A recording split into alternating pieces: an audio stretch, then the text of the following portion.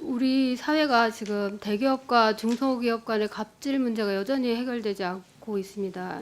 예컨대 대기업이 자신의 거래상 지위를 남용해서 판촉 비용을 떠넘긴다든지 재고 밀어내기를 한다든지 이런 것들이 우리 사회에 아직도 많습니다.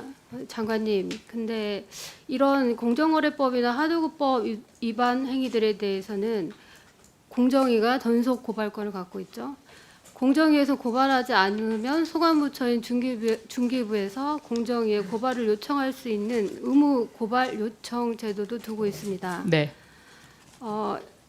지난 20대 국회 때 중기부가 대기업 눈치를 봐서 의무 고발 요청 제도를 거의 사용하지 않고 있다는 지적이 있었고, 이후에 중기부에서도 여러 노력들을 한 것으로는 제가 알고 있습니다. 여러 노력들을 하고 계신데 결국 위원회를 열거나 아무리 부처 간 협업을 한다 하더라도 공정위에 전속 고발권이 있는 이상 중기부가 요청만 하는 것은 한계가 있으리라고 봅니다.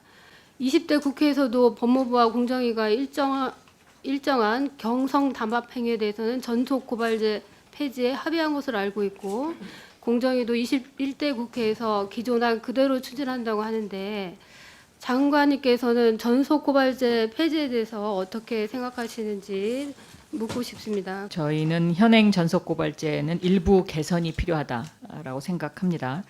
이 현행 전속 고발권은 유지 불가하고 법 집행 체계 효율성 제고를 위해서 형사, 행정, 민사적 규율 수단의 종합적인 검토가 필요하다라는 이 발언이 김상조 전 공정거래위원장님 시절에 있었던 발언입니다. 그래서 이것을 근거로 해서 정부가 2018년 11월 달에 공정거래법 전부 개정안을 낸 바가 있습니다. 그래서 아마도 이 공정거래법 개정안이 재발이 되지 않을까 이렇게 지금 예상이 되고 있는데요. 지적하신 경성담합 과 관련된 것은 우선적으로 좀 폐지할 필요가 있지 않나, 저희는 그렇게 생각합니다.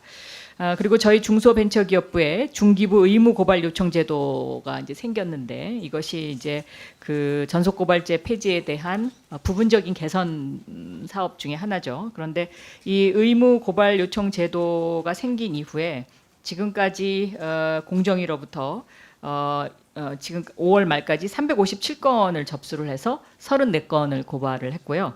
이 34건의 고발 연도수를 보면 2019년 이후 현재까지 2019년 이후에 전체의 50%를 고발을 했습니다. 17건.